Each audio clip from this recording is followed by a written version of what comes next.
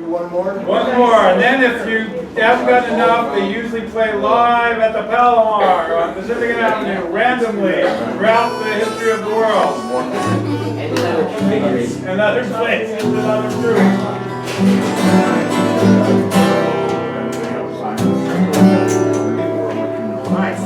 You can see by the lights. You can tell she's been there. Probably moved on from most every space. But she didn't fit in there. Oh, think twice. Just another day for you and me in paradise. Oh, think twice. Just another day for you and me in paradise.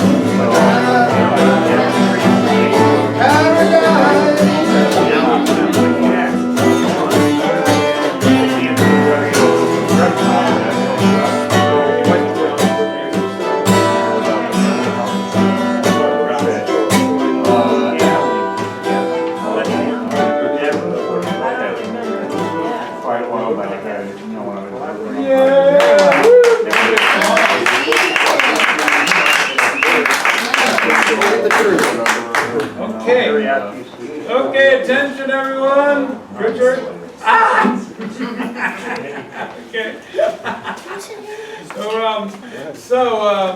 Anyway, I'm Keith, and I'm one of the people in charge for Well, I think everybody here knows that. Okay, yeah.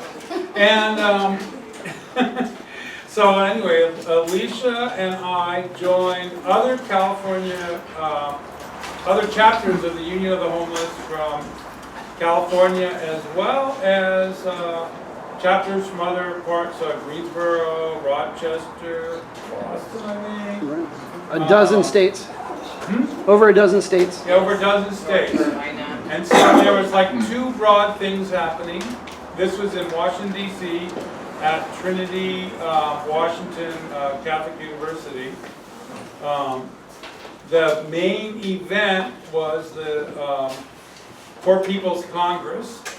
It had one of the aspects of the Poor People's Congress was to ask candidates running for president what their policies on ending homelessness and poverty were in the United States. So that was kind of one of the big days, was interviewing people like Joe Biden, Bernie Sanders, Kamala Harris, Elizabeth Warren. Yeah. So there was and then there was the moral budget, and there was a presentation at Congress at a budget committee hearing to talk about to introduce the idea of a moral budget, a budget that would end poverty and homelessness in the United States. And one of the things that most inspired me was how much conversation there was, even amongst Congress people themselves, about cutting the military budget by $300 billion and diverting it to things that people need. So then the second little section of the entire week for us, really 3 days, I guess, or something, was the formation of a committee to reestablish the National Union of the Homeless. And so some of us old timers it was great to see people that we worked with in the 90s, in the original the beginning of the National Union of the Homeless, and to remember some people like Ron Casanova, who was in Tompkins Square Park, who became one of the core members of the National Union of the Homeless, at the time that we were doing a tent city protest in San Francisco. And back then there was no email, and we were getting rumors from the San Francisco police that the people at Tompkins Square Park were being shot by the New York City police, so maybe we should leave. And was at a time where we had no way to really connect directly. But that, there became like a whole series of events, and there's a really nice publication about the history of the founding of the original National Union of the Homeless, and the housing takeovers, and pressuring Jack Kemp, head of HUD, to provide 10% of HUD housing for people living on the streets, which did not happen, and then some of the things of that. So there's one copy of there, and I can send out a PDF of that history of the beginnings of the Union of the Homeless.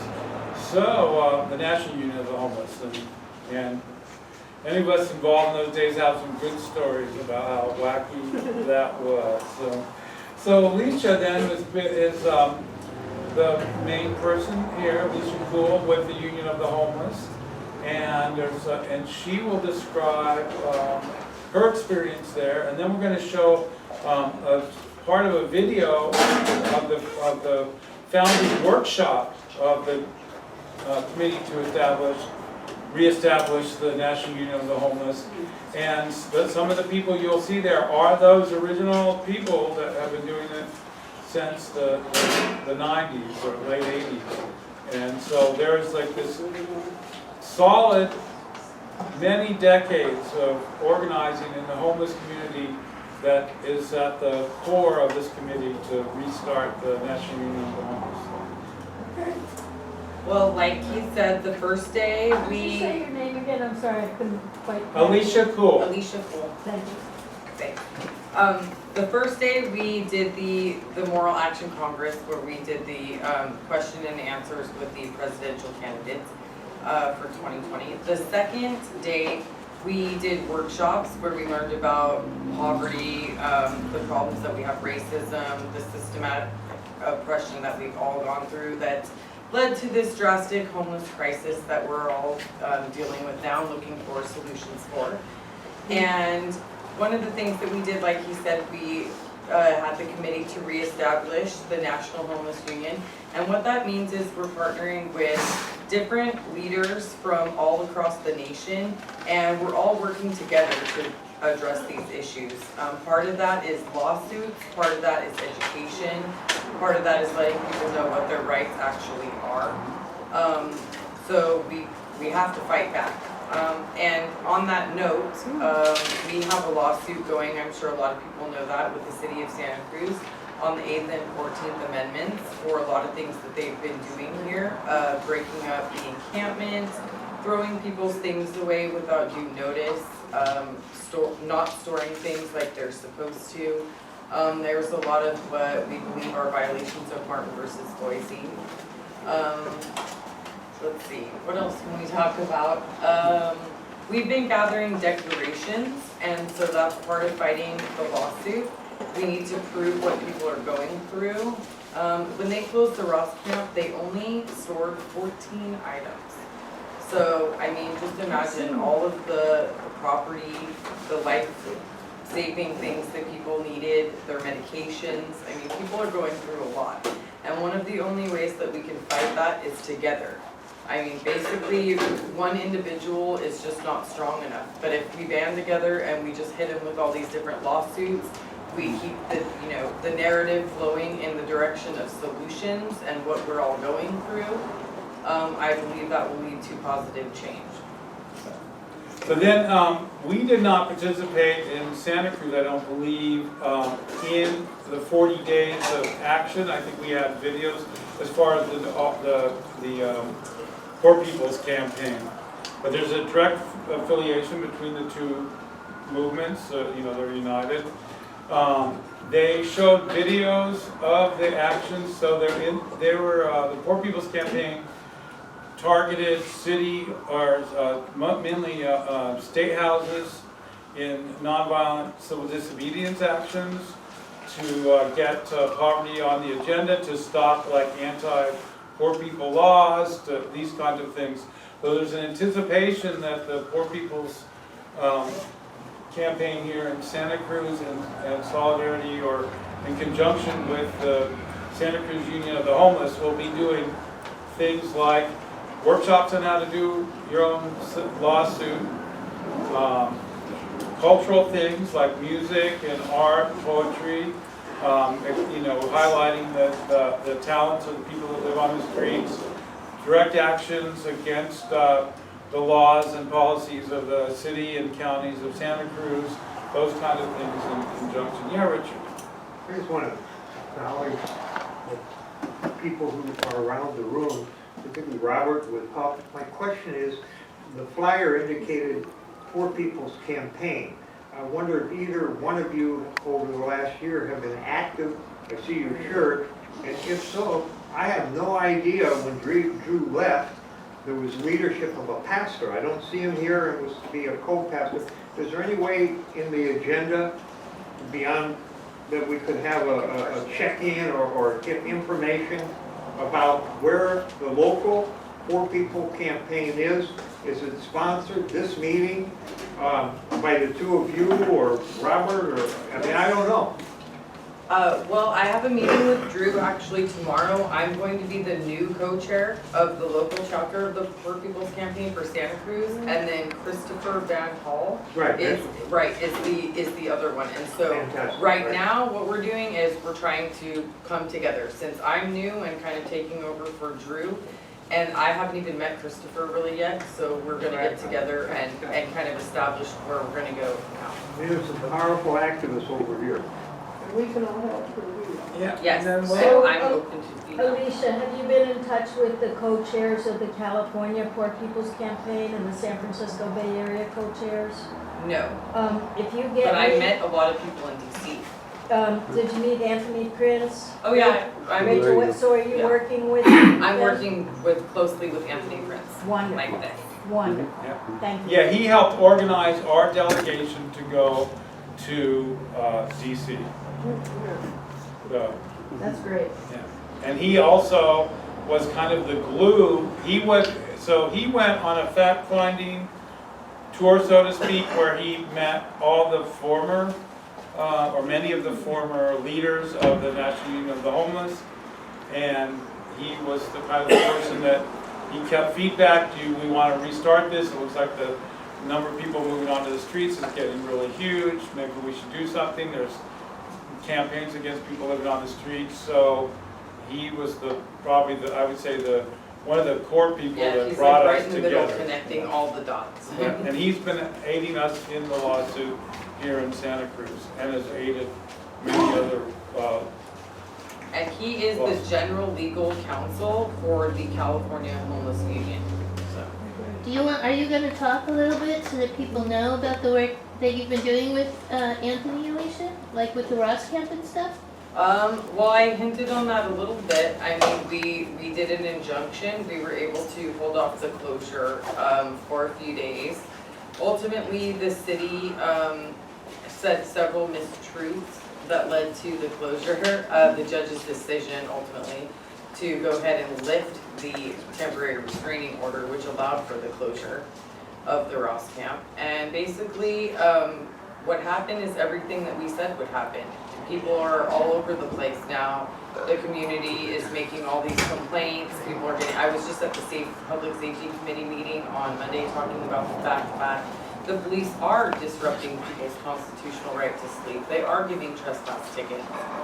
So there's a lot of harm that's coming to people now. And so, like I said, we're in the process of proving that, collecting evidence, and then we're adding all that to the lawsuit to make it that much more powerful. And simultaneously, I have to teach other leaders in other cities to do the same thing. So. Well, nothing's legal. Have you somehow wedged in there the problem our city has in taking care of people's property, or that they steal and to go to state, like the 14 that you spoke of? Right, well, that's under the That is under, because we have one on the 8th and 14th Amendment, so that's definitely in there, that they haven't used due process in stealing people's I'm sorry, property. I couldn't hear your question. Oh, I'm sorry. I was just wondering if that was in the lawsuit about how SCPD handles people's property if they hold or arrest them. Or otherwise just rob them. And she says it's in there. Right, it's not necessarily like, when they get arrested, but when they're taking away their property from public areas, when they're camping, when they're sleeping, when they're doing sweeps of encampments, they're not handling the property the way that they're supposed to handle it. In cars too. Right, and in vehicles as well. And the stories of this are, when we were in DC, people in the other local unions had all the same issues The and same problems. thing. And it's not like this California crisis, it's a No. nationwide This crisis. problem and how it's being handled and criminalized is happening in different degrees across almost all 50 states. There were people from nearly all 50 states there. And there was a moment which was kind of cool because he called out each individual state and the group that was there representing, called out. And so, I mean, I think one state didn't have anybody there, yelling for it, but somebody filled in, it was cute. But, I mean, this is happening everywhere. Could you expand a little bit on the untruths? You said the police testified during the hearing.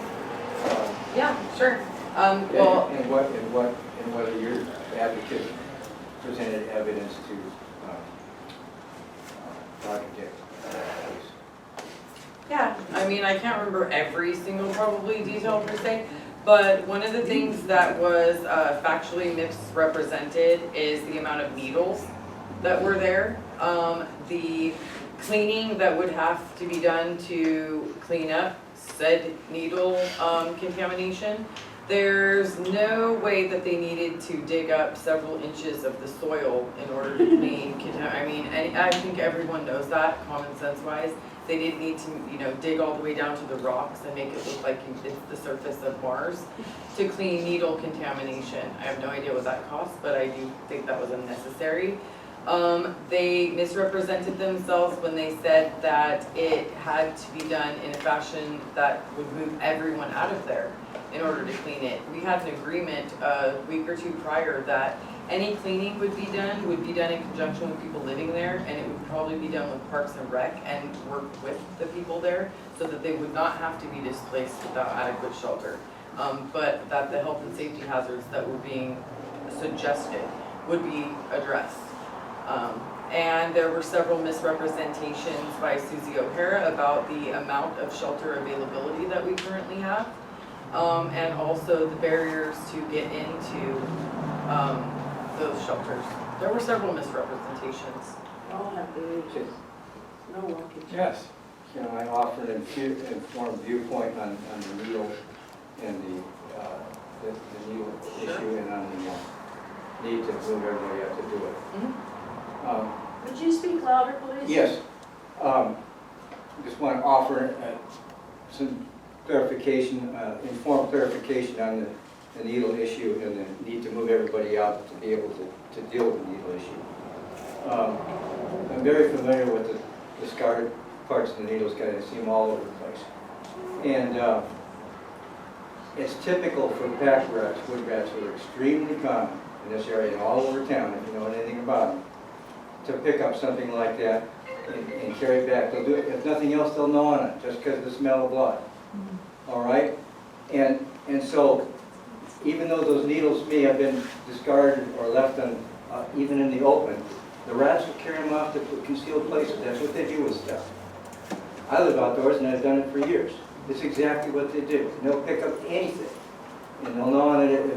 And so, Are you saying we should scrape the ground everywhere? well, I'm saying that if you wanted to make sure you got them, well, yes, you would have to scrape the ground and get down, probably down to at least 8 inches or a foot to make sure you did it.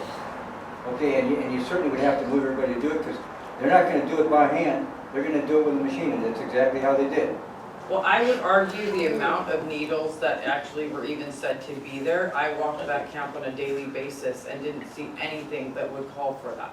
What I'm saying is if that had to carry them off, they'd be down underneath. I mean, if I was like walking on, you know, the way they walk on poles, if I was walking like that and I was walking on needles, I would say, hey, maybe they're right, you know, but that's not what we're talking about. I would never argue with that. Yeah, okay, and then pretty soon we're gonna show a video, okay? Okay, I just want to say, I don't have any axe to grind around this question, because as far as I'm concerned, I have no problem with the fact that people are doing drugs. What I mean by that is I don't have any opinion about that. What I am interested in is the right that Take Back Santa Cruz guys have been able to use anecdotal information against us for so long, and I find it amazing how ridiculous it is. Just their stories, their lurid stories over and over, and that an educated town like Santa Cruz, I would think, would be much more, like a city council, I thought, would be more interested in data and facts. So I've been very disappointed about their ability to continue on with this. So that when I'm asking you this question, Alicia, what I want to know is, like, I thought that there weren't as many needles. I didn't see as many needles. I heard there was a lot of drug use. I don't care about that. In the sense, like, I don't have any I access. believe even Dr. Lutz said half of the campus was non-drug using. But Danny Drysdale and people were quoting Dr. Leff, and they were saying there were like hundreds and hundreds, like 300 to 600 needles that they were picking up. I don't know. But the reason that I just really wanted to point this out is that I feel like one of the things that's happening right now with the new council is we have an opportunity to get straight on some of this data. Not that it has to be super hardcore precise, but just that at least we can sort of intervene on this huge tendency in Santa Cruz just to tell these ridiculously lurid stories over and over and over, and then we don't see the evidence of it. So I just wanted to ask if you, these harm reduction people seem to say, and they seem to really care about these drug users, homeless people, they're saying there were a lot of needles. So I'm kind of confused on that point, and that's all I really wanted to say. I have a direct answer to that question. Thank you. Yeah. We're saying there's a lot of needles because we're saying we're taking those needles from people. Like, the needles exist, they're just being put in sharps containers and taken to the county. Yeah. Not thrown wantonly. Right, so that amount of needle collection wasn't from the ground, is what she's essentially saying, I believe. Yes. Yes. Thank you. That's Michael Young. I was there before when the River Street camp happened about 2.5 years ago. I was a patrol officer there. My point is, it was just good. I'm on a River Street, the metro station, right? All of a sudden, they're out, right? They're out. Nowhere else to go. So in the beginning, Ross Camp only had 2-3 camps. I monitor it. I patrol that there, and I see it every day, right? The problem is, it's not in my backyard. The rich don't give a fuck about so-called the poor, right? The bottom line is, there's a lot of entities that help you, right? But we don't know how to help you. I've been with the program for like 6 years. It's an epidemic. We know it's an epidemic, drugs epidemic. So we find a solution to nip at the root of the problem. That's where the problem is. Not throwing these guys in the street or programs. Okay, in order for these people to get off the street, a full program takes a minimum of 2 years. We throw these guys in the street for 90 days. Oh, we're helping these guys. We're not. We're putting a Band-Aid on the problem. And we The can problem. have somewhere for them to go too. We have no place When for they're this. done. Yeah, this happened in the Reaganomics era, because I was part of that program. Anyway, to make a long story short, we got to come together and start bitching, complaining, oh, wow, this, that. Just put the resources together. Just form one team. Absolutely. Instead of pointing fingers at so-and-so, oh, why is this happening, why is this happening? We know what's happening, right? Instead of bitching, complaining about it, let's offer a compromise. Let's put our heads together to find a solution. Yes. Okay, we'll take one more comment from Richard, and then we're gonna show this video. Thank you, Keith. In the room is Community TV, Steve. Next to him, Robert. 2 people up there I hope we get time before the meeting ends so that we make sure that we have a show around what it would be for your union. And so if we don't have time for Robert, Steve, all these old-time activists over there, I hope that we will make time at the end of the meeting for next steps. Oh, absolutely. Make no mistake, I want everybody to know too that the people in this room, we're all a team. Like, I personally work with, like, everybody that you see. I talk to Robert on a daily basis. I know. Steve and I, we see each other weekly. Like, Keith, on the phone all the time. I mean, Nicholas, Dred, we know all, Wes, we work together regularly, so. You and I we're a sat team. down 5 feet from each other. You were over here. I'm saying that like COPA, relationship organizing, we've got to do a better job of how do we interact together. So That's what a union is, though, right? Yeah. Sounds good to me. Very well. Solid. Yeah, so some of the things on the union will be that we're going to be working out, like, there's a lot, when we had the last National Union of the Homeless, you know, we were trying to work out, like, we want people that are homeless to be in the Union of the Homeless, not non-homeless people that are supporting you. And this is the birth of it. So We're just getting that's started. like a really key part, is that it be not like organized by activists, but that people living on the streets are actually creating their own union and determining what the policies are. You know, and there you have things like when in the past, in the 90s, we were like, well, you know, you have to be homeless right now, or you had to be homeless within the last 12 months, or things like that, or 10% of the union can be people that haven't been homeless for more than in the last 10 years. You know, there's all kinds of little things like that. How do we, you know, there's a lot of different things like that. It's just starting. And nationally, we're even trying to figure out this kind of idea, and then how all the unions in the country would have some shared, you know, system of who qualifies to be in the union, what are the actions of the union, things like that. So all that works right brand new, and so it's very fluid. But it's people already. I personally have seen that just by talking about the Union of the Homeless in Santa Cruz, there's like kind of a hope of people like, okay, we're going to organize, we're going to do stuff together, we're going to really push back as a homeless community against like all these anti-homeless policies that are, you know, that we're facing. So, okay, I'm going to show this now. Oh, I just want to throw it out there that I think for every homeless person, there's what, 10 or 20 home insecure people? yeah. Yeah. And so it's kind of limiting, in my view, to call it just the Union of the Homeless. Right.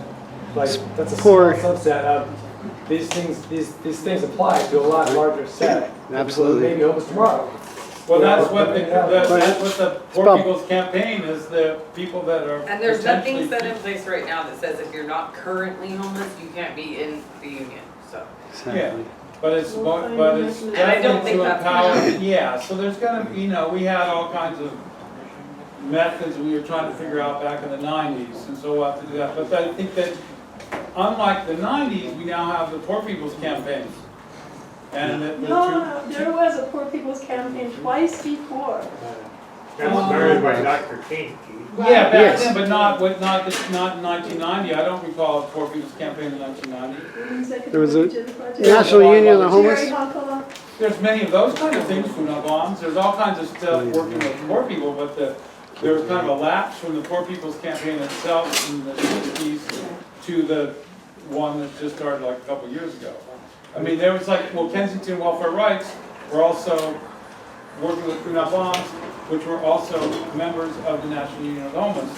So there was those kind of things. It just wasn't the way. They didn't thrive, and we're gonna thrive. Yeah, so now we're going to now use so much Yeah. different. And so this guy that's about to be on the video, go ahead. His name's Willie Baptist. He's actually an original from the 80s, 90s. He'll talk a little bit about that, and it's a very motivational speech for joining the National Union of Homeless. And if you don't know this guy, this is Wes, president Thanks, guys. of the Salinas. Oh, what A happened? little bit of trash thrown on that hillside if you want. What happened? Bummer. Yeah, right? I want to make 4 brief remarks. This is context for it. Is it loud enough? I've been for all my Yeah. dishwashing, assembly, homes in the streets of Philadelphia. That dial on the right. So I've been here, done that. I was involved with the largest effort in the history of this country of poor and homeless folks organizing themselves for the needs of the country. We organized 25 chapters in 25 states. We had upwards at the height anywhere between 25,000 to 35,000 homeless folks. This is homeless folks organizing homeless folks. Y'all hear me? Yes. The lesson that we learned from all of that organizing is that poor folks and homeless folks can think for themselves, can speak for themselves, can organize themselves, can fight for themselves, and lead. Not only themselves, but the nation. We have huge reservoir of geniuses that are walking these streets or in these communities who are having to make a way out of nowhere. The use of their brain power is something they have to manipulate every day to figure out how to make a way where there's no way. Despite all the stereotypes and misconceptions of the homeless, Just a little. you're talking about that in the land of the free, and the brave have no home. And we're not free from any kind of misery. This is what we're dealing with when we talk about the homeless population as part of the growing class of the poor. People hear me? Now I want people to take notes. We did this earlier today in our meeting. I want you to take notes. This is a workshop, right? There is 3 things that need to be done if we're going to end poverty and homelessness in this country. Number 1, organize. Got it? Number 2, organize. Number 3, guess what that is? You are nothing by yourself. Or you're something when you're tied to a collective, to organization. Hear me? We learned this as a key lesson from the whole organizing drive that we conducted in the 80s and 90s. That if we're by ourselves, we are manipulated, we're stereotyped, we're misconceived, and that serves to undergird a narrative that somehow that the homelessness and poverty is our fault and not the fault of this damn system. This system is failing us, not us failing the system. And if we're organized, we can sustain the voice. By putting all our little voices together and sustain the voice, we can hit that narrative that's weak one. The fact is that our fathers and our mothers, our grandfathers, our grandmothers built this country, and we don't need to be in the streets homeless. And we do not need to be in a country where we have no food or adequate health care. People hear me? This is what we're talking about when we talk about forming the homeless union. We're talking about forming a weapon that can be used by the Poor People's Campaign to knock this immoral system down and put up a system that we all can be proud of for our families and our children. People hear me? Yeah. This is what we're talking about when we talk about this thing. All right, so yeah, of course, we're dealing with a big problem, and a big problem needs a big solution. It can't just be solved in California or New York or any other state. It's got to be solved by the whole state, and we got to make even global connections. This is what we're talking about, a big movement to resolve a big problem. In solving this problem, we got to know who our enemy is, who is benefiting from our misery. We got to have a clear understanding of him if we're going to defeat him, right? This is very important that we know their strength and their weaknesses and know our strength and our weakness. Our strength is our numbers, but it doesn't matter if we're not organized and led by knowledge. If we're going to defeat this system, which is a system of misery and it produces poverty, we have to outsmart those who oppose the system. And the people that oppose the system are no joke. They're smart. And they don't give 2 shits about how we live in our family. We have to care about ourselves. We have to be family. And you don't mess with family. You hear me? This is what we're talking about when we talk about forming the homeless union. We learn this lesson that we're not together, we die. We come together, we can live. Huh? And the homeless union being at the spearhead of the problem of poverty would get organized and helps encourage and lift up the organization of the entire ranks of the poor, the 140 million poor folks. Lastly, where's my 5 minutes? You have 6. 1 minute to go.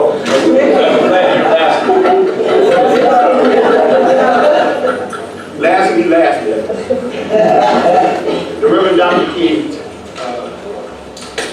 was assassinated by every level of the government. People, his iconic image on every time his birthday is celebrated. No, he's just talking lower. On the balcony in Memphis. The lieutenants are pointing in the direction of where the fire is located. Everybody see that? Yeah.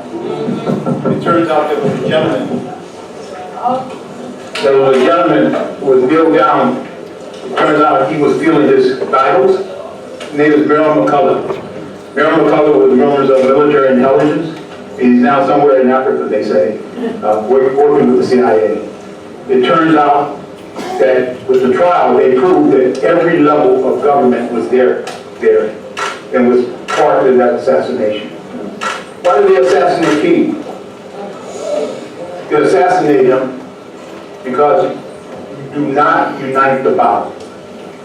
This group here, everybody look at themselves, this is dangerous to the powers that be. They want to fight each other, and King was about bringing us together. That's why he was killed. Huh? We need many Martin Luther Kings. Every one of us have to take up that mantle and be leaders ourselves. Every one of us in this room. And certainly the homeless union wanted to take up that mantle. King said, days before he was assassinated, that his job was to bring power to poor folks. Huh? To bring power to poor folks. But power can emanate from organization. Huh? That's where it comes from. Especially when all we have is our numbers. Huh? The first step in organizing, what we've learned, is organizing the organizers. Identifying the leaders. You hear what I'm saying? And leaders are not people who are good looking like me. Not necessarily good looking. Not necessarily good looking. A leader is someone who has a solution to a problem. Huh? You got a solution to my problem, you're my leader. And we need smart leaders, we need trained leaders, and we need leaders who are committed to what we're trying to do with the Poor People's Campaign and the Homeless Union that is part of that campaign and at the leadership of that campaign. People hear me? Yes. Okay, I'll step aside. I see he's about to bring a hook on me, so. But thank you for listening, guys.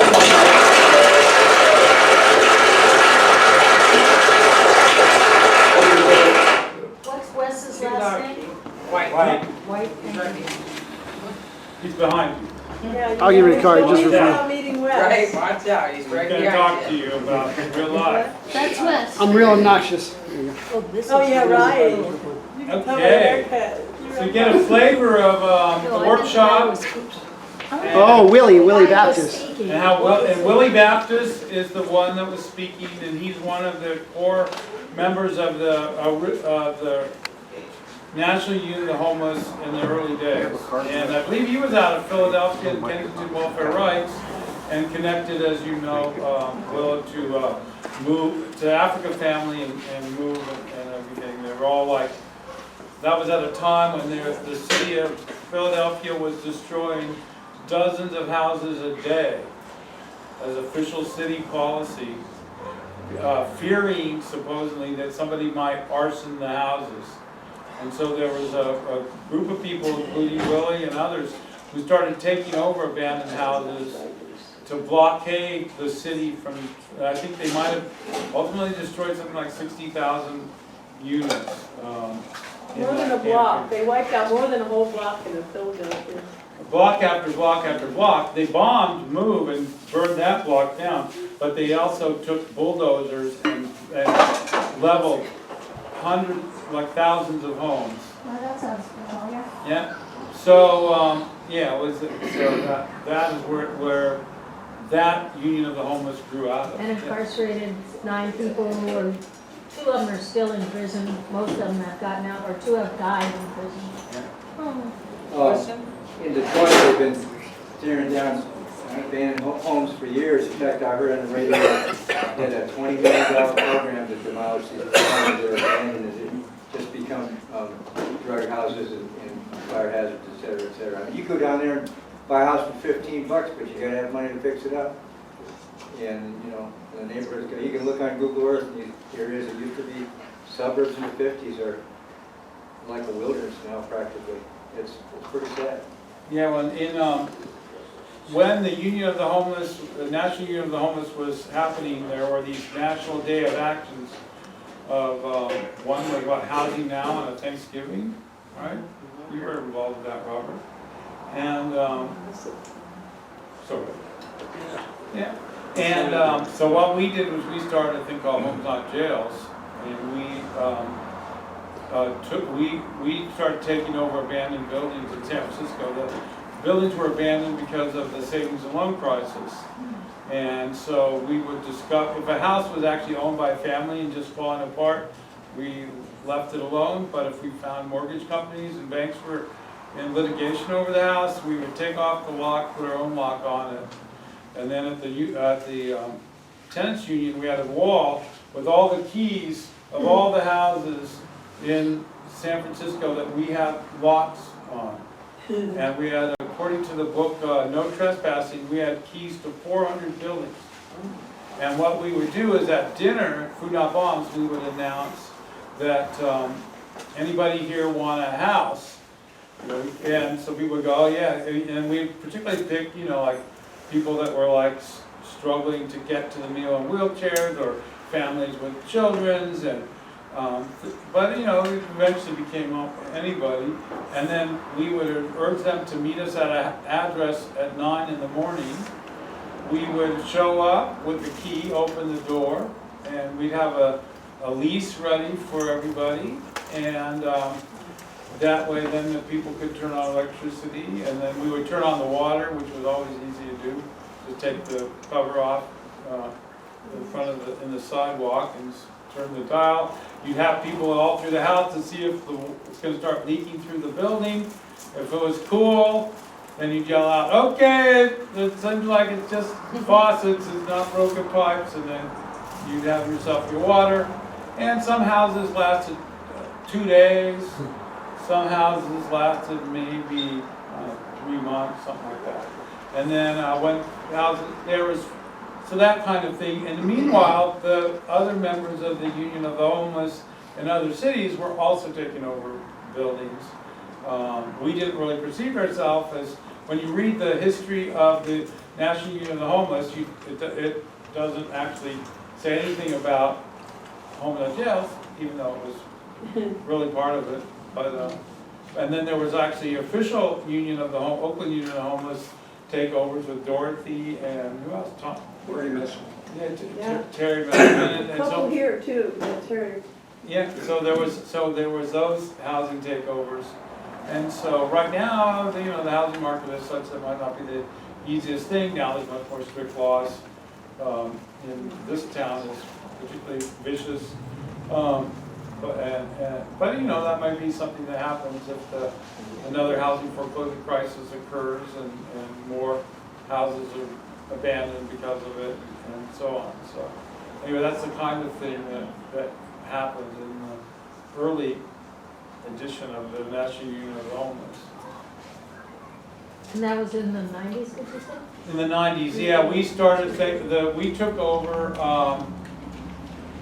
the first 2 buildings on Thanksgiving weekend of '92, I believe it was.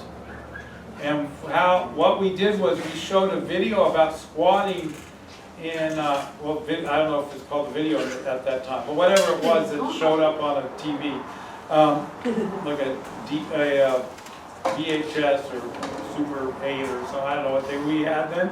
But anyway, we showed it in the Tenderloin at this community center. And somebody that came to the meeting said, oh, I have a key to a building across the street. I pretended like I wanted to buy this building with a XXX movie theater in the first floor. And so we went over there and got in, and we took over the whole top floor. And we invited families to go there. We got Christmas trees and presents and stuff, and everybody so maybe 30 people living in this top of this XXX movie theater. And then there was a building across the street from Blythe Memorial Church where the mayor was going to come and cut turkey on Thanksgiving morning to get the photo op, how they always have, right? The mayor feeding the homeless on Thanksgiving, the only day a mayor will ever feed a homeless person. And so anyway, the building across the street was owned by the mayor's friend. He had gutted the building to make a luxury hotel. The windows were, we couldn't control the building because it didn't have any glass in the windows. It wasn't like really a great place to ultimately live. But it was a great place to sneak in the night before Thanksgiving and hang banners out the windows when the mayor showed. And then when the media tried to say, well, that's just a stunt, we were able to say, well, actually, we are housing people somewhere else, but we're not going to let you know. And that became the birth of Homes Not Jails. But it was in solidarity with an action that was called by the National Union of the Homeless. Yeah, so then, we don't really have a specific meeting in the future to sign people up for the Union of the Homeless, but we're going to be doing presentations like this at 1220 River Street on Friday at 11:30, and then we're hoping to go to VFW, go to Laurel Street, go to the Homeless Service Center, and then we're trying to table every single Saturday and Sunday at the Food Not Bombs meal. And we're collecting data on if your belongings were taken, that we're doing declarations for the lawsuit. That's the principal thing we're doing at the table. But at some point, we want to really start to organize an actual weekly meeting probably of the Santa Cruz Union of the Homeless, so we can start to make plans with that. Right now, we're hijacking the Conscious and Action meeting and the Huff meeting, right? Well, you can't hijack them if they're willing.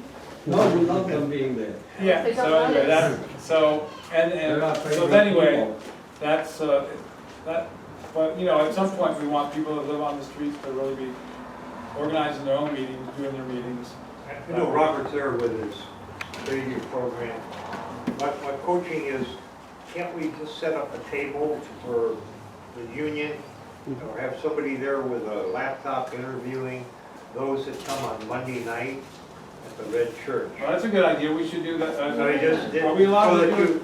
Have they kicked us out of there? No, not at all. But they have a mic, and you or him or somebody can be on the mic, but have somebody with a computer. They stole mine, but where you begin to listen to the contribution.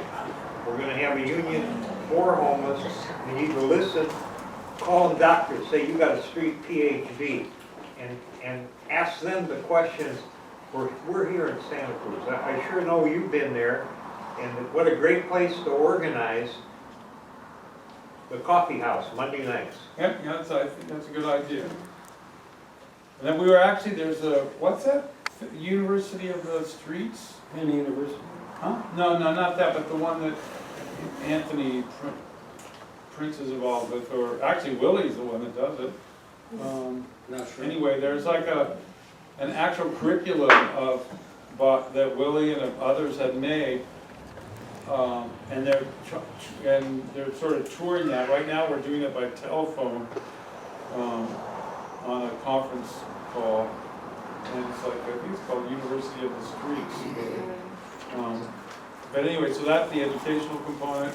Then the cultural component is the music. We're hoping to organize soon an event where you have music and poetry and art from people, like so Dream catcher could have his paintings if he got them back from wherever the cops stole it. Things like that. So it's like a little festival of showing the talent that's on the streets. You know, that I think that would be a lot of fun and empowering. Are you thinking of some street theater with some of these stories as well? Yeah, that would be a good idea. We're open to ideas. Yeah. Yes. Marv had an idea for some street theater after last night's city council meeting when they just could not seem to get some actual evidence of you like surge. But like they couldn't get homeless people who are currently homeless now onto this catch committee. Right.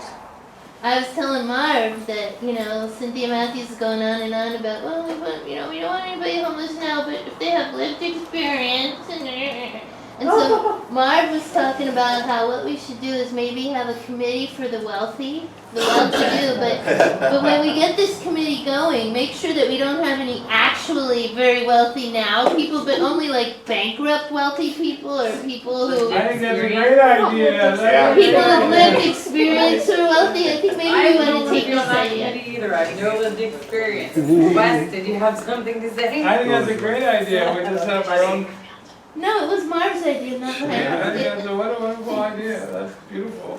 I think we should really do that. That's a fun. Right, So Wes has something. and- Just curious, like, have we tried, like, reaching out as far as tickets, you know, who's being prosecuted, or are we trying to follow any of these cases? Are we advising anyone, like plead not guilty, take it to trial, or, you know, be not responsible, whatever, but exhaust our resources, and then also model an encampment maybe, you know, for like organized space, pee-poo, trash and food in this place, and then it just looks like an apartment complex, just a tent, that's all you see, then it's just simple trespass, and it's not a health and safety issue, and Martin versus Boise might have more effect that way, I don't know. I mean, just existing is enough of a reason. So I can tell you one thing, we have started a campaign where we go and get the rap sheets for people living on the streets, and we'll compile them to collect information on who's getting how many tickets, where, and what kind of tickets and so on. And so I don't know how many do we have? Tons. Yeah. And that's also information that Drew has requested to be gone through as far as like the trespassing tickets. How does that compare, you know, now that the camping tickets have gone down? There's been some requests for that data. And then for your like third part, people are, you know, kind of scared to get together after the closure of the Ross camp. I mean, we have small encampments. I'm sure, I don't know how many of you maybe have taken Ocean on the way over here, but if you look to the side of the freeway, there's like 6 right there. I mean, they're kind of, you know, all over the place right now.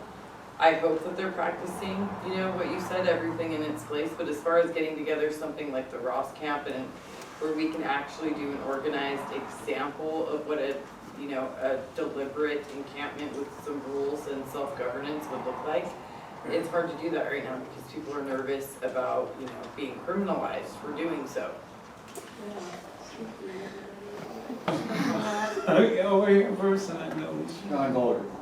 I want to posit a definition of the union and see what people think of how homelessness fits into the part of this one half of this definition.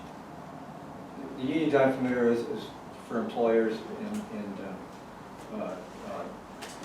organized groups of general people that are engaged in some exchange of value.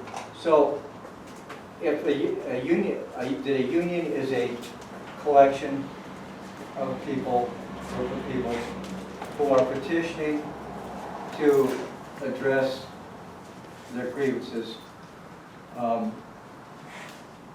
in exchange for their contribution, value, or existence.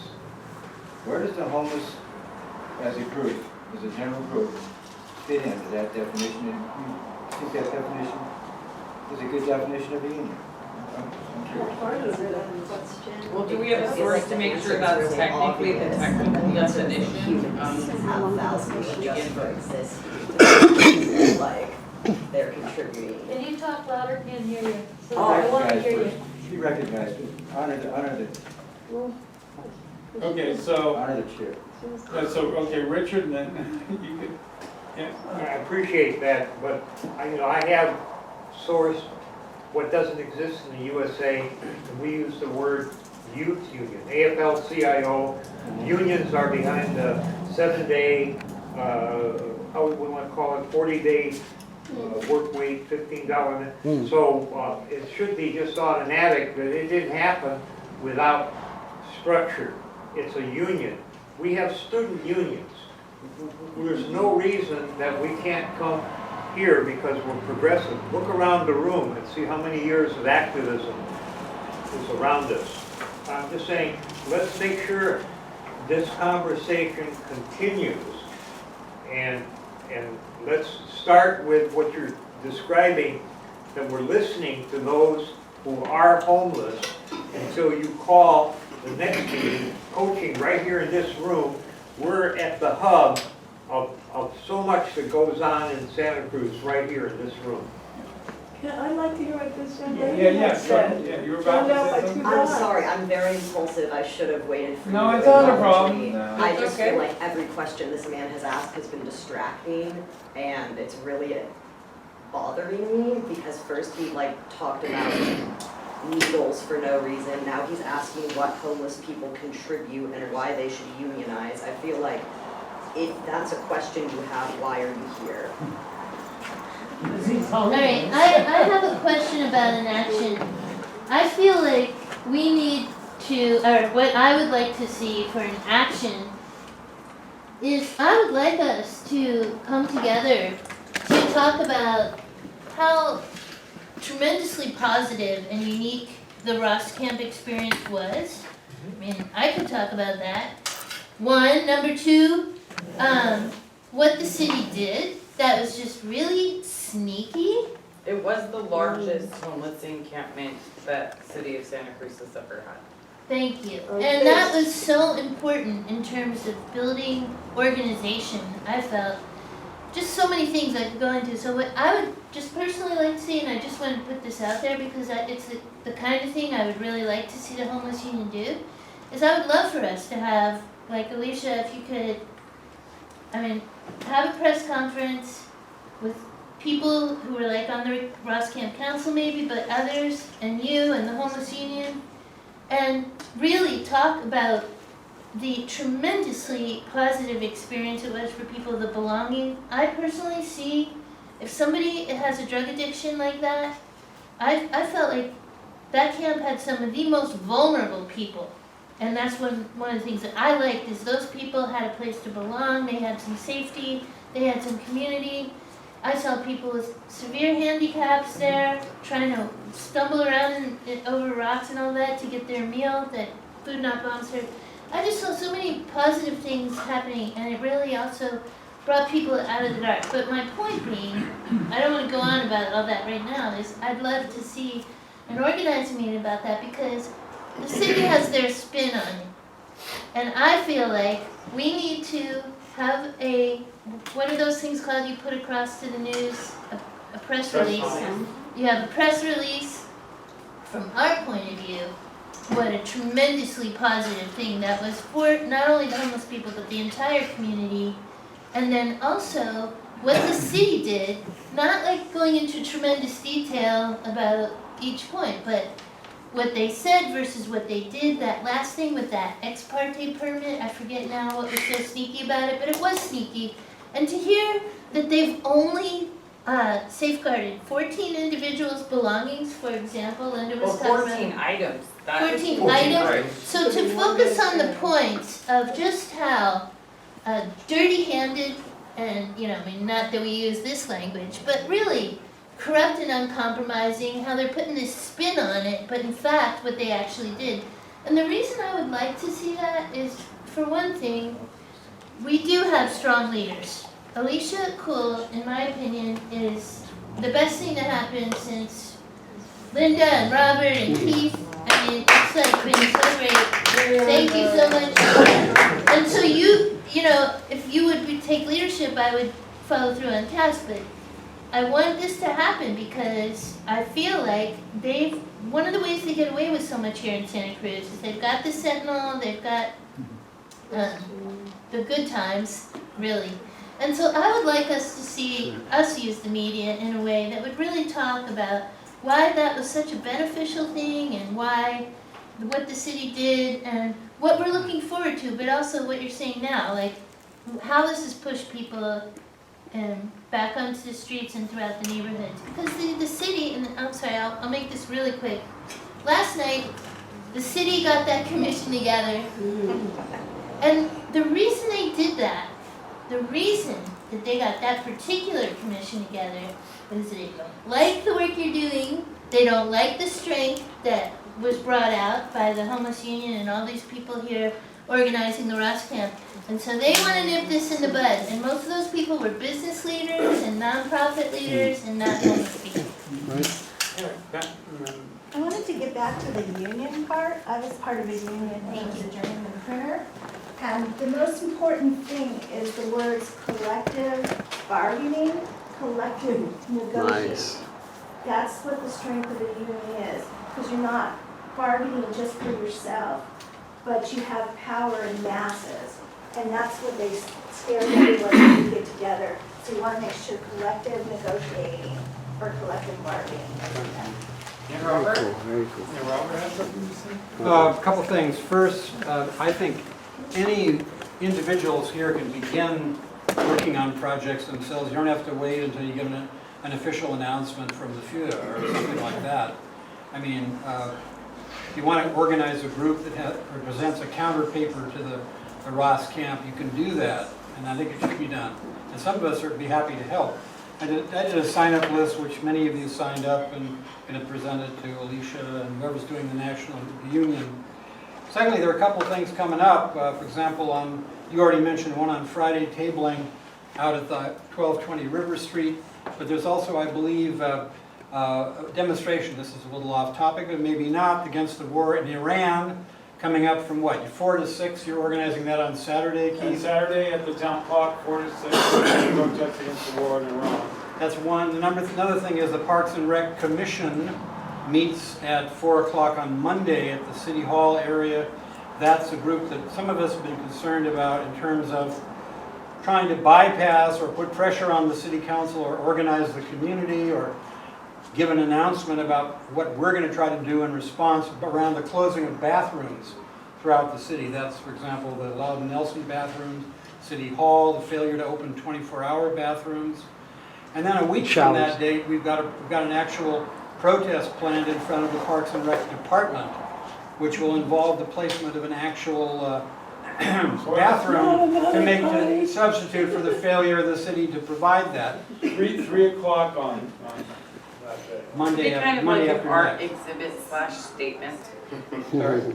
An art exhibit / statement. Art exhibit. I think of more of as a sort of a poo-poo practice session. Yeah. And then there's also, Bring your own pig. I think it would be, you know, the stated goal of the recall is that Chris and Drew supported Ross Camp, supported Real Solutions, attempting to introduce a conversation about transition camps, actually achieving what all these studies have already suggested should happen. It's funny too because they're like really the only two that took the time to come out and meet with people in the homeless community and talk and see what things are really like. And of course, they're being targeted and attacked for doing so. So there's a planning meeting for that at El Rio Community Room at 10:30 on Saturday. For exactly what, Keith? For resist So, that it's campaign? Yeah, it's the resist the recall. Resistance. And then I have a flyer on the table that Why is that happening at that time when there's another organizing meeting that's been in the works for weeks to organize against the recall that's happening that very morning, the 29th? I have nothing to do with it's the organization it's of the that Chris schedule. Crone just sent out an email Oh, Chris Crone sent it that out? there's a meeting, that the meeting instead of being at SEIU has Okay. been moved to actually right. at the That's what it is. it's the Right. same thing. Okay. And so there's recall campaigns in 3 cities that I'm aware of right now. And in all 3 cities, the language is the same. The fact is that the politicians proposed affordable housing, shelters, transition camps, and because of that, they endangered the public by disease that would kill housed people. So you have that, that's essentially It's what more they're saying. hysteria, it's an oppositional tactic, that's why they say, our opposition is organized, they're smart, they're tactical, they're pretty familiar with what they can get away with. And they got a lot of money. And they have a lot of money. Yeah. Okay, go ahead. I wanted to say, before they kicked me off next door for the first time, and now I've just disappeared off there, is I was countering their argument, and I even brought up your name and Robert's name, but basically, the shelter model doesn't work. The shelter model is full of corruption, and for the people that have no heart, I said, I feel really bad, it's your hard-earned tax money that's going to these programs that has wasted money for decades. So if you frame it like we want to help you, and I said, since those things aren't working, have you noticed that people are still homeless after years? Then what Drew and Chris Crone and Keith and Robert have been talking about is things, alternatives that might be more effective where your money can be utilized better. So if you can't approach them through the heart, you get them through the pocketbook. And that's a counter thing to say, this is why Chris and Drew did that. And that's And how they it's were working. listening. I got some of the worst haters thanking me. Yeah. Okay. Oh, yeah. You? My name's Matthew. I'm new to the community. I live in my car. Just curious if there's another location in mind for an encampment, since that one was Hopefully several.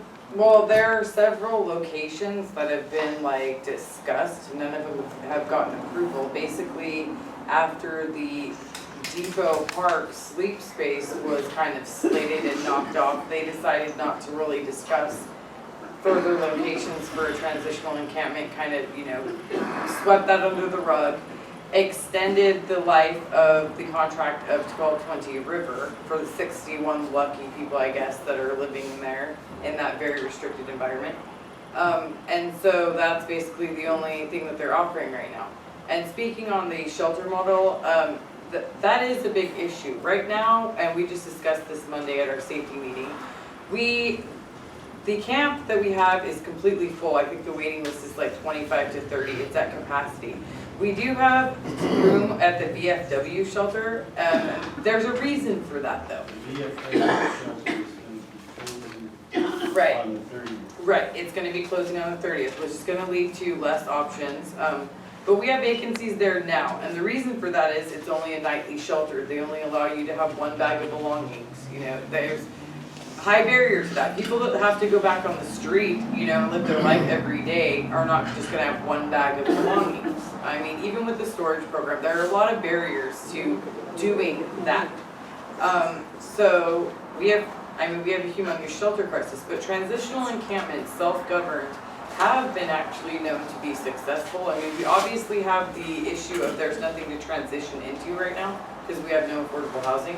But if we had several, self-governed encampments, it would be a solution to people just sleeping everywhere and not having resources. And speaking of the Ross camp situation, it was a close-knit environment to where even people who did have drug addiction, substance abuse problems, they were closer to other people. If something happened to them, someone can easily access them and get help. That we were able to distribute things to keep people safe and keep them well-nourished in that environment. It's a lot harder to do that when people are spread all over the place. The city missed an opportunity there to work with us. We were totally willing and able to work with them. We were meeting weekly. We had established the Ross Camp Council. It's very much a missed opportunity, but we can move forward now.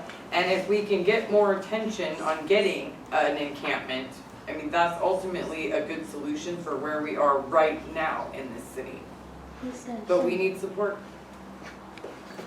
I think maybe as an idea is maybe to, it seems like part of the issue with organizing is just the nature of the lifestyle of many homeless people. That's really just seems to be hard to get in organization, but if we could have a flyer or something where we can leave one evening and have it, food not bombs, providing food, and just like come together on a time to, air our grievances as a community to, city council and have a location in mind where the new encampment would be, and potentially with all of these funds that are allocated towards shelters that are seemingly going to nowhere, they actually turn that money into like allowing for the homeless to have therapy sessions with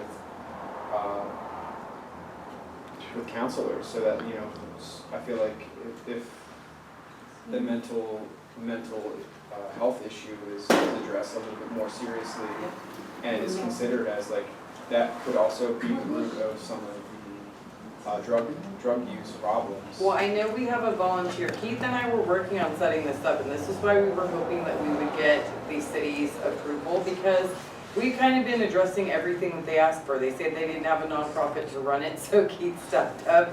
They didn't have anybody, who's gonna work there, who's gonna manage it. We basically started with a baseline. He has a nonprofit, I'm offering to be the director.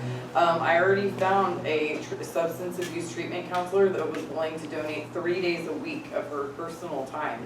I mean, we have a good baseline established for that. What we need, we have locations, but obviously we need more support. We need some sort of agreement with the city that they're not gonna come in with a SWAT team and immediately attack people as soon as they set their tents up. I mean, people need to feel at least somewhat comfortable in order to gather to do this, because I wanted to do this as kind of a reestablishment of what happened with the Ross camp at another location, but like I said, people were too nervous to do that after what happened to them. Okay, can we have somebody who's gonna take stack? Like, somebody with alacrity who can get a pen and paper and take stack, because Pat's had her hand up. I've had mine hand up, John says his hand up, now Rick. I think you guys are in that order, actually, so. Okay, Pat? You're the second. What I wanted to say, the thing about the lost camp is, and why the shelters don't work, is instead of attacking the hate, attack the shelters don't work. Because you cannot get your life together when you only get a shelter at night, you have to pack up, you have to leave. You have to loiter all day trying not to get arrested. And the thing about Ross Camp, what really hit me, and I told people, I said, you got a taste of what housing was like. You got a place that you could go to, you got some private space, you got support from neighbors, you got people looking out for you. That is what housing is. And people cannot get their lives together if they just go in a shelter at night and then they get kicked out during the day. And that's how you frame the argument. That way you're not doing the negative, you're just saying, hey, this is why it hasn't been working. And I've been trying to explain that to people in city council. I know Drew gets it, I think Chris really understands. See, I get the look of like, oh no, that's not true, when I say that to Susie. Like, oh no, they should be able to, we're offering a lot type thing, like, she just doesn't get it. They don't want to get it. Can I speak to this? Yeah. Yeah, I really feel that if we go into this like there's a void, like nothing's been happening for 30 years, we're really going to handicap ourselves unnecessarily, because the city gets it. There's 30 years of history. If anybody wants to know where you can access it, I read about it. It's a big green binder in the library. I can tell you how to get it. As a city entity, I think they get it. At a personal level, Wait, I let me think finish. Susie really Alicia, gets it. they not only get it, the last thing they want to do, look, there's a grand jury investigation and report in 2014-2015. I think it's still online. It's called Recipe for Failure: Increasing Need and Shrinking Budgets for Emergency Homeless Shelter. If you read that report, it looks like you're reading about the Salvation Army today, about the VFW today, about the it's all the same, and it's all there. And what I'm trying to say is, some of us who've been in this homeless game a little while, they have the same strategy over and over and over for So 30 they're being paid now. for 30 years, and this thing that you're seeing, this delay tactic, this commission they thought up last night, they've had task force, they've had commissions, they have the hat thing. They know this money's coming in. Last night got down to money. How much money they're gonna get for their commission. Exactly. Last night. So the thing that I'm just trying to tell you, usually with unions and usually with organizing, it's really important, I feel, to do a background report, because the history of a town, of a place in particular, and really good organizing groups have done this, like Acorn. I used to work for Acorn as a paid organizer. They always did a history of the civil rights history, of the history of oppression of black people and poor people in the city, because you need to know the city, what the city does. So I'm just trying to say, I don't want us to pretend. Cynthia Matthews, oh my gosh, this woman is so practiced. Oh, I know. She's, Susie is practiced, Martine Bernal is practiced. So what I'm just trying to say to wrap this up is, I really feel what we need to understand is that a little bit, I would, if people want to share that with people at some point, it doesn't have to be super long, but the point is, delay, let's have a conversation, another one. The last thing they want, and the recipe for failure, increasing need and shrinking budgets, was a breakthrough with their system and their laws, because that thing said we need homeless shelters. Oh, by the way, we need emergency homeless shelters. And by the way, did we say it enough? We need an actual emergency homeless shelter. Not the Homeless Services Center, not the Salvation Army, not the Association of Faith Communities, because although those things might be good Band-Aids, they don't really meet the needs. They don't meet the needs of disabled people who can't walk up the hill of these churches. The people don't have the capacity. They don't want to pay people to work there. They don't want to come under the regulations of government, like you have to pay a minimum wage at least to workers. You have to hire people who, unlike the fascists at the meal center there, who come in with their pit bulls and treat you like you're a criminal because you got up and you're standing in line for breakfast. So I'm trying to say, they don't want solutions here. And if we keep pretending that they're going to give us solutions without applying a lot of visible public pressure, I think that we're really kidding ourselves. Just so everyone knows too, we didn't discuss it, but the 1220 River Street does not conform to Martin Bruce's Boise. So if they claim that like it's not indoor shelter, an adequate shelter option, it's not an indoor shelter facility. So they can't claim that as, you know, taking the deficit away from homelessness, and now they can criminalize. They can't even count 1220 River, even though they did extend the contract. And I think somebody over here. Okay. All right. I'm gonna have to. She's got to go first. Yeah, why don't you go? Thank you, Dana. Great. I want to say, my experience in a union, as a member of a union, when I was a welfare mother working in this town, is the industrial workers of the world. Some people call it international workers of the world. It was a response to this form of slavery that needs factories. Okay? I think that what I learned from there is, if you want poor people to be involved, you need to stay active and not get too focused on reports. But Alicia's right, we need to put our own history out, and when we hear something wrong, and even among each other, like if we keep saying another shelter instead of some more shelters, we're shooting our own feet. And each of us could take at least that home, that perspective of upgrade what people are used to hearing into what they need to hear, and still get the point you want to make across. Everyone in this room is capable of that. And I have to go soon, but I gotta hug somebody before we go. And I want to help if the National Union of Homeless chapter here decides to make a formal position of supporting the stupid recall. All right, yeah, actually, that's a very good idea. Yeah. Okay. One of the reasons the Ross Camp was able to develop as a community was first because people started gathering there and sort of stayed there for a while, and then it grew, and then of course Andy Mills, the police chief, used it as a point to essentially move people away from other areas, and then it developed sustaining power because there were no alternatives.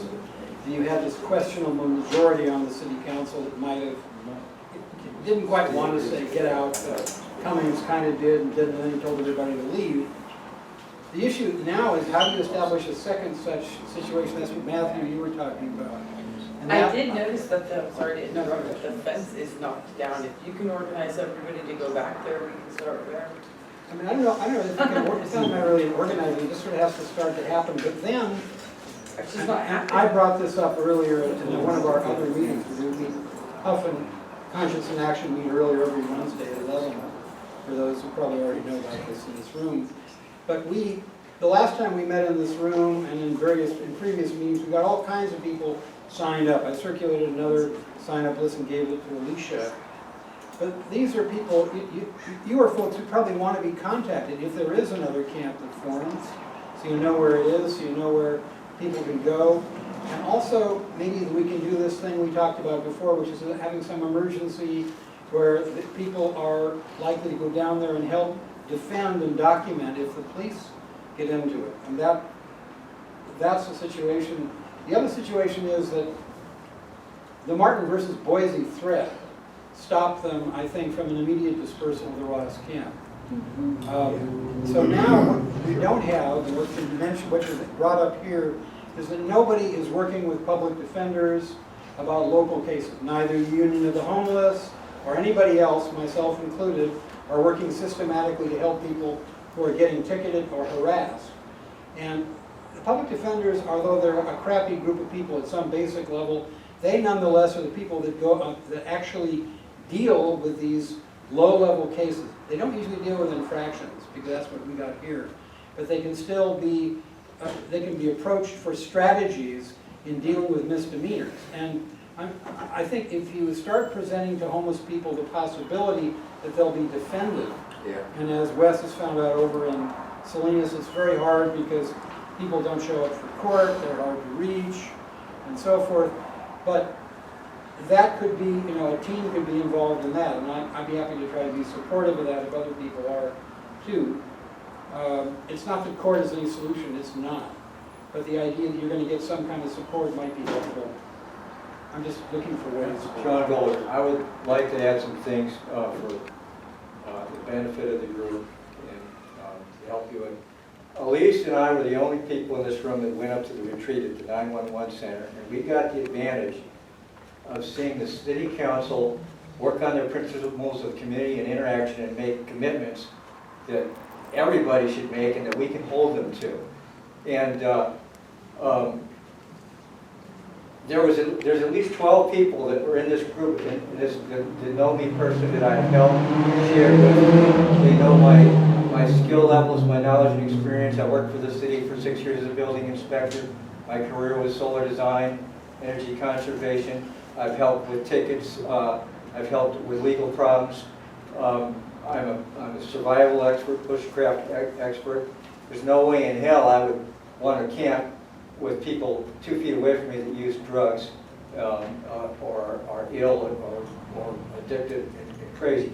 There's a lot of people in this community feel like it should be gated in certain areas of the Santa Cruz community because of the issues, and maybe because they get blown out of proportion. Websites like the Santa Mierda. If you guys if you want to succeed, you've got to know the general plan, and you've got to know how the city council operates. That's the way I work in my issues of concern, which is trying to give recreational facilities for the city of ball fields. I've been working on it for 25 years. I've read all the general plans. I go through it with a fine-tooth comb, and if I'm trying to accomplish something, what parts of the general plan support? I'm the man in the #1 civic and community goal. It used to be informed and involved citizenry. Okay? And it said there's another half to that. And I got the council to adopt and a responsive and effective government. And I've held them to it. They actually have a legal duty to do that. Because who was going to vote against it as a councilman? I know how the government works. I know how to do Records Act. Everybody that knows me knows how to do Records Act. I know how to beat tickets. I'd be willing to help anybody in this room with any manner of what. My actual address legally is 333 Gulf Coast Drive, which is Bogan.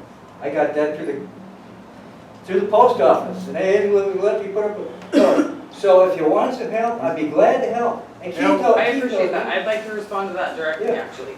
A few things on that. We have different degrees of homelessness, obviously. Not everybody's going to fit into one category. That's why I kind of like the idea of several different camps.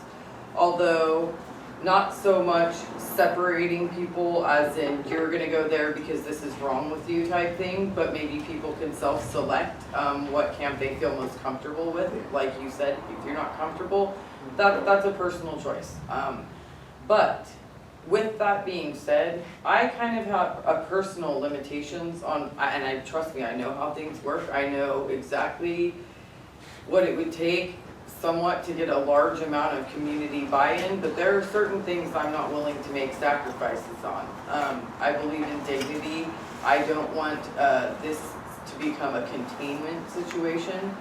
So I kind of understand to get a lot of community buy-in around here. Like you said, they want fences, they want containment, they don't want people having the ability to walk in and out. Certain parts of that I'm not willing to compromise on, and I will not support or be involved in a situation that is containing people. I would like to see a dignified, self-governed encampment option that treats people like adults, does not put a parental situation over them. I feel like that has been proven to be most successful. I've actually looked up data to show that that is more successful. We can't treat people like, you know, we need to nanny them and then expect them to just become successful and flourish either. We need to treat them like adults and then they will grow into more self-sufficiency. I really stand by that model. I feel like that is what's gonna work, that's what's needed here. Of course, we have maybe some mentally ill people that are not going to be able to live in a lot of these situations. We're gonna have to address that. I mean, we have a crisis here in a multitude of levels. Janice has no, you know, not enough money to keep their situation going. They're paying their people, you know, minimum wage. We have a lot of issues. So I don't think there's, you know, one answer for everything, but I don't want to put people in concentration camps for community buy-in either. Next. Okay, I want to make sure that I'm quick, so please keep me brief. Somebody. Okay, there we go. Okay, so. Not that brief. Not that brief. Okay, I just want to speak to this because Santa Cruz has a certain kind of climate or history or groups here, for example, that Eugene, Oregon doesn't have. So Eugene has been able to put up some transitional encampment and dig some tiny home things. They're not the only ones. Okay, and Portland, the reason I want to get at this is that I'm not trying to get us busy with a bunch of report work, but for example, the people that are engineering the recall, some of the big landlords here, they've got, as Chris Crone put it, they've got a A-team behind them, big money, whoever that is. War chest. And then they've got their front people, like that couple. Yeah. And we need to know that, but the reason that I want to talk about that is they have had control of this city to a certain extent. It's a tourist town, they've got land values going through the roof in terms of millions and millions of dollars. In other words, what I'm trying to say is it's a different town, there's a different flavor here than there is, for example, in Eugene, Oregon or in Portland. And when you're gearing up for certain kinds of fights, if you want to, I think we have to have strategy, we have to know a little bit about our enemy. And it's not that I want us to spend all our time doing reports, that's not what I want to do. But I do want to get a handle on these people because, for example, it's the same thing they've done with the lurid stories. Every time I go into the bathroom in any park, they want to say feces, blood all over the walls and needles all over the place. I go into sometimes these places, I am not having that same experience. Exactly. They've got a propaganda machine, they've got a tone that they operate with, and they are certain entities. And this is why I'm just saying, when you're talking about a transitional encampment, I also think we have a lot of people who would support it. We have a lot of people here who would totally get behind it, but if we don't understand who the opposition is, I just think it's important that you start to know when Acorn worked, that's what they would do. They would go into a city, they would know what was the civil rights history here, what had happened, and who were these people, who is the opposition, and then they would act smart, that would inform them about how to... You're repeating yourself and you I have want Thank you. that instead of just reading things or or going with, you know, what I read, I've actually made contacts. So instead of just saying like, this is a successful place, I've actually spoke for several hours with Lisa Larson, who does Dignity Village in Portland, Oregon. So, and I've made multiple contacts. So I don't just like go by what I hear. I've been making contacts with these people so that they can tell me what their strengths, what their weaknesses are, how their program is running, who funds it, everything. Maybe we should get somebody to come down and give a presentation. Like it. Quick question. Go ahead. And Lisa I Johnson believe he is did next year. presentations on this. Whose name? I want to hook you up with Lisa Johnson because she presented to Peace United. She did a big tour of those villages, kind of like Brent did, and she shared her information. And I also want to make sure everybody here has my phone number if you don't have it. 831-431-466. Right, there you go, right there. Just curious if there are, you know, speaking to what you're mentioning, and like knowing the enemy to a degree, and like it's said countless times that, you know, our power is in our numbers and actually organizing. And like curious, again, as a new member of this community, I don't know really who are the leaders in the homeless community, who are the voices that are being revered, and like that if we connect with them that are, you know, really involved, that they can help to organize something, you know, within next week or the following week, where we can actually have a meal and have the whole group together that have grievances on what happened at that encampment, and, you know, use that for fuel to you know, bring up this next Respond to opportunity. that with, that is what we do, and like somebody mentioned, you're sitting in a room full of like the best, you know, activists that have been here for years. And so if you have something directly in mind, the best thing we usually meet on Wednesdays, like the HUF meeting and the Conscience and Action meeting at 11 and noon at supper. And that's when we do a lot of our planning as far as like, hey, you know, Friday, let's do this. And we take votes on it and we have discussion about what it would look like. So that's where we do a lot of those type of things. But you can always, like, we have our numbers out. You can contact typically Keith or Robert or I directly. And if you have an idea or you want to set something up. Yeah, maybe that would be a better place to talk about, you know, the details of this without going too long-winded on. And just so everybody knows too, I live in my RV, so we are neighbors. You know, I live in an RV. We are trying to equally organize with people who are unhoused living in vehicles, because it's a whole separate degree of harassment and tactics that they use for vehicle dwelling. Yeah, I'm one of her neighbors. Yeah, and Pat is my neighbor. I don't know, can I have a chance to say something that Real quick, I have to leave because of the 1220 River Street camp deadline thing, and Yeah, so. the curfew that they. Curfew, I mean, I can't really have a real life, so. Right. But thanks for everything, thanks for the food, thanks for just everything, man. And also, if we subpoena Jason Heidick, fire chief, about that, remember the first meeting at Ross Camp? When he promised us all those things, and as a way to come together to create a clean camp, he fell down on every single thing, and I have myself on tape with him. And when he comes up to me at city council meeting a week later, Greg, I'm human. I'm sorry. We messed up, and the cops messed up. We all messed up. Right. Bam. Yeah, it's these done. guys were not just told to me; they were told to groups of people. We had large groups and gatherings. Federal judges.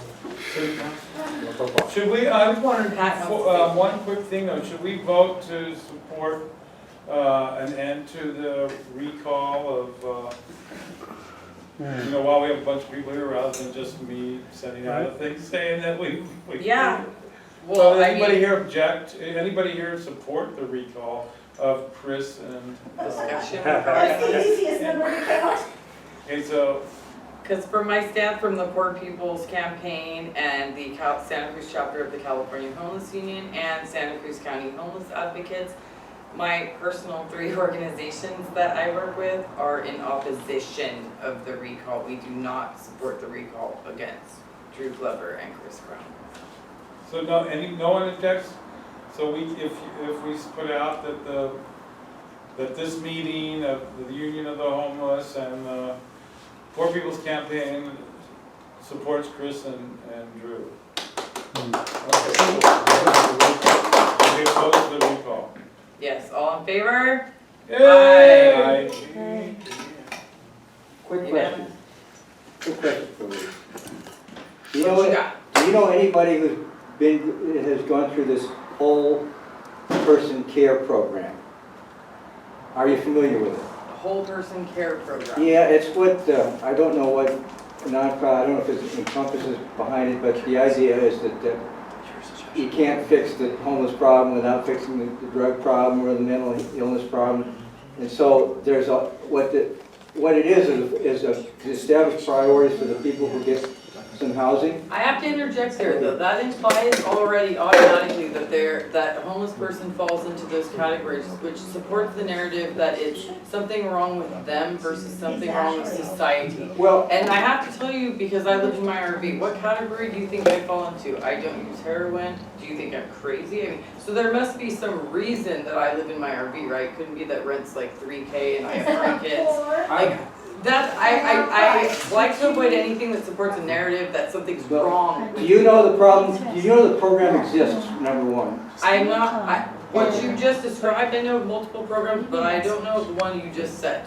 But there are many. Well, yeah, it's basically steering somebody who's homeless through different programs to get them to the pub, but they try to get them in a home first. Where does that program originate? Through what? So Santa Cruz County does have a continuum of care. Maybe that's what you're thinking of? It's a county program. It's basically through county health. And mental health? No, it's through county health services, okay? I learned about it from a counselor at the county health center in Evelyn. And so I'll look into it. I said, the reason I'm coming here is to try to get some housing.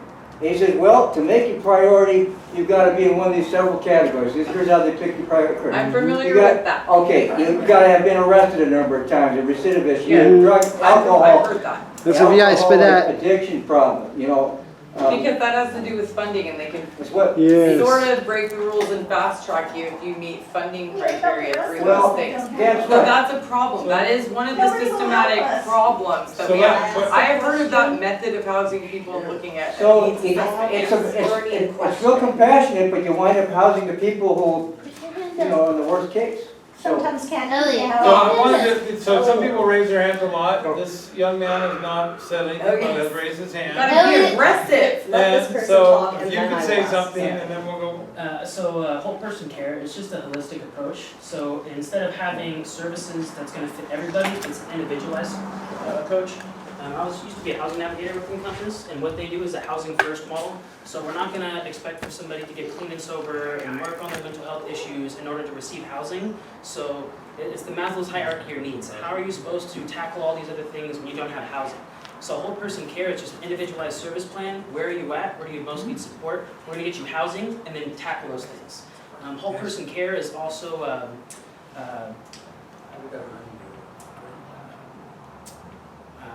I'm slipping on the word. It's a harm reduction model. So it's not like you have to be clean and sober. If you're utilizing drugs, how can we keep it you safer in the home? But it's not. You have to be clean and sober in order to receive housing. Do you know how? And the housing first model actually is very, very effective and proven to be effective. The problem is we don't have any housing here to put people in. And Fox. My burning question is for you. How many actual homeless people have you talked to? Because I feel like all of your Hundreds, questions, man, all over the West. Hundreds. Did you get to know them well, or did you just ask them questions? I was in a little town of Blythe, California, for 2 months. Okay. I mixed with the homeless. I worked with a church. I put meals together. Have you been homeless? Hell yes, I've been homeless about 15% of my life, actually. Were you ever on drugs while you were homeless? No, I've never been on drugs. Okay, Yeah. cool. Every single person I was that smart I've enough to learn met that early. who was on drugs while being homeless, almost every single one of them started using drugs after they became homeless as a result of how tough it was to be homeless. So I find a great issue with this emphasis on, oh, let's just get them off the drugs and that'll help solve the problem. I feel like it's just completely missing the point. I never All said of the that. questions are so redundant to things that people should already know. I never said that. I do want to say it's very important that there's a. We have about 5 minutes left, everyone. Yeah, and when we have to, but it's really important. So in 1982, a study was published in the Atlantic called Broken Window Study, And and this was in preparation, and actually several books of demonizing homeless people were published in advance of that study by the Manhattan Institute. They set up a whole system which justified scientifically that the reason that the economy was doing poorly was because of the presence of homeless people. And so they created a system called quality of life crimes. And we've just finished that era of anti-homeless, official, municipal, and federal and state anti-homeless agenda. Now the new one that the Manhattan Institute is putting out is that the homeless are drug addicts and mentally ill, and that affordable housing is not the issue because people that are homeless will never work and they will never get off of drugs, so there's no sense in making housing, shelters, and this is the framework that the Manhattan Institute is putting out, which was the basis, this important scientific knowledge, so-called, was used to create the Sinclair Broadcasting film, Seattle Dying. And so this is now this is part of an overall national strategy And this that's is why also related to, so we're in a new way where the internment of homeless people, because there's nothing that we can do about them, is the next phase that we need to be concerned about. This is why we're concerned with changing the narrative. That's why changing the narrative is so extremely important. Right. And just because we're in the last couple minutes, we only scratched the surface of this video. So the Poor People's Campaign, I invite everybody to look at that further on YouTube, find out, what that is about. And I will be more actively participating as the co-chair and, bringing about more events and stuff for that. What I wanted to bring up is I'm going to be working on some projects on my own, and I would love to bring them in. The bathroom issue, there's a law called Alley's Law. All we have to do is write a form letter to every single California senator, and I know some that are really behind us. Like Ben Allen kept liking John's post, and then he sent a letter, but John didn't take it up. Well, can we have like an action or a strategy committee meeting, or what's the next step? I just want to get this out. Sorry. So, bringing Alley's Law. When you bring in Alley's Law, you go to the businesses, you're going to now be the public bathroom. You don't want that, do you? So you get the business on your side against the city. Another strategy is, like KION said, where's all this hate stuff? It's like controlling the media. I'm going to write them a letter because they sent an exclusive to John. So I'm going to say, here it is. I've been documenting it for years. And then the third thing is the federal approach. We do talk with the majority leader of the Judiciary Committee, and our stuff is going to council and then it's going to committee. But there's only 4 of us really contributing stuff. What we need is these things all overlap each other. We need everybody's horrible story. For the next step, I'm going to speak with Anthony, Drew. I have a meeting tomorrow. I'm going to put together some stuff. And then if everybody could try to either keep an eye because it's open, or just look for on the group Santa Cruz County Homeless Advocates, and it's also under Santa Cruz, California Homeless People. Are you talking about we'll Facebook? Be posting, yeah. I'm not on Facebook. We'll be posting, well, you and I know each other, so I can just tell you. But we'll be posting, whatever the next event is, the next meeting, just keep an eye out for that. And people with ideas, we'll be at Food Not Bomb like the one of the parody of creating a the Wealth Commission. Yeah, Commission on Wealth. And send me your ideas.